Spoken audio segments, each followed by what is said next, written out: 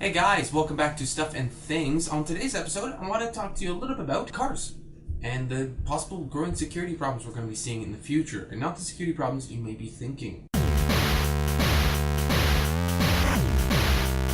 Over the last few decades, cars have become less and less about the actual mechanics and more just about the electronics. When you steer the steering wheel or press that gas pedal, all it's doing is sending signals to a computer that does all the hard work for you.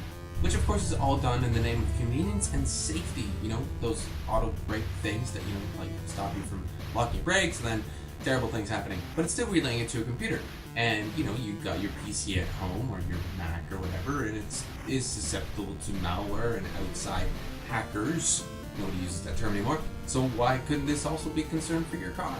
Two security experts from America, Charlie Miller and Chris Belasek, showed off some elite skills by hooking up two different models of cars to laptops and then remotely controlling them. Now, the hack to the Ford Escape and the Toyota Prius did require a physical connection. They actually had to wire right into the ECU, the electronic control unit, which is the exact same way your mechanic checks out your car when it's got that little blinking engine light that you have no idea what it means. Reps from Toyota and Ford have both pointed out that, well, this is kind of silly. I mean, if you actually have to manually plug into a port to have your hacking done and controlled remotely, then it's really not that remote. You literally have to be like sitting in the back of a car or something. And of course, they do assure everyone that the security is actually a really big concern, since they are moving towards more electronic stuff.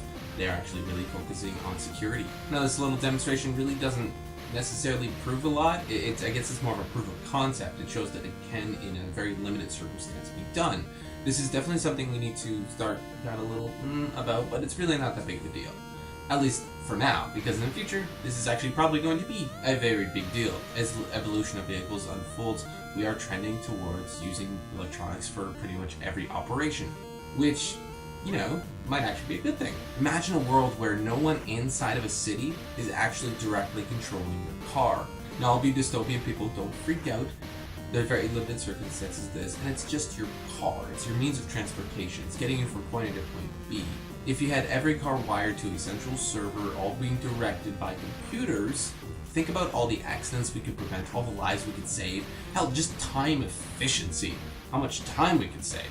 Imagine getting to work like 50% faster, or even maybe doubling the time you're making right now getting to work, because there's no stupid traffic jams filled with stupid people who don't know how to drive. They won't need to know how to drive. The car does it for them. So this experiment does actually show us that, sure, right now might not be an issue, but we are probably looking towards that whole centralized mass control of vehicles in the future, and then this would be a huge concern. This is the major downside, is the cars aren't properly protected, from outside intrusion. You're just sitting, on your way to work, driving along, eating your bagel, drinking your coffee, and suddenly your car swerves into the oncoming traffic and Okay, maybe the dystopian people have a point. Let me know in the comments down below if you think that this is actually something we're trending towards, or we're just going to be totally independent and totally reckless. Let me know in the comments down below. And of course, if you like what you see, do not forget to hit the like and subscribe buttons, and we'll check you out in the next video.